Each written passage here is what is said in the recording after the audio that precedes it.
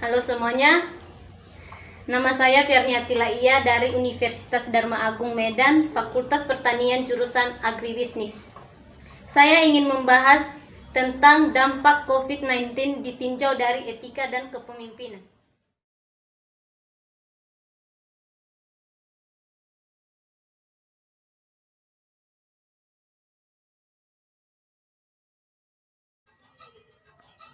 Kepemimpinan di masa krisis menghadapi wabah virus corona dan tantangan di masa depan. Pandemi virus corona telah memberi tuntutan yang sangat besar bagi para pemimpin di sektor bisnis maupun sektor-sektor lainnya.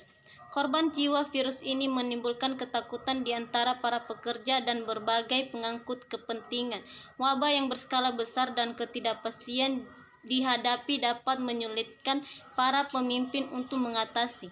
Wabah ini memiliki ciri khas sebagai krisis landscape atau berskala luas yang dapat dimaknai sebagai peristiwa tak terduga atau besar yang terjadi dengan kecepatan luar biasa, sehingga menyebabkan tingkat ketidakpastian tinggi yang menimbulkan disorientasi, perasaan kehilangan kendali, dan gangguan emosi yang kuat.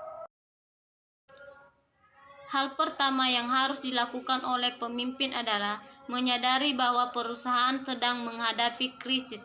Hal ini merupakan langkah yang cukup sulit, terutama di saat krisis datang perlahan dan berkembang di dalam situasi yang terlihat wajar sehingga tidak terlihat secara nyata. Beberapa contoh terkait krisis serupa wabah SARS yang terjadi pada tahun 2002 sampai 2003 adalah pandemi virus corona yang berlangsung saat ini. Untuk mengantisipasi ancaman potensial dari krisis yang berkembang dengan lambat ini, para pemimpin perlu menekan bias kenormalan yang dapat menyebabkan mereka meremehkan kemungkinan maupun dampak yang dapat ditimbulkan.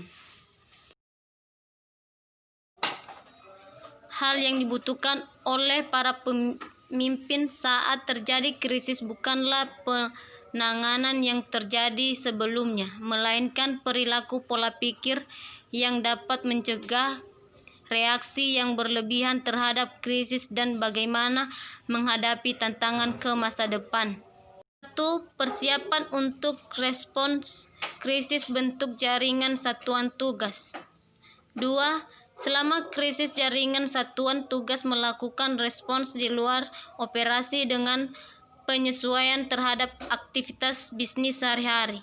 3. Memperkuat karakter pemimpin dalam masa krisis, manfaat atas sikap deliberate dan calm dan bolded optimisme. 4.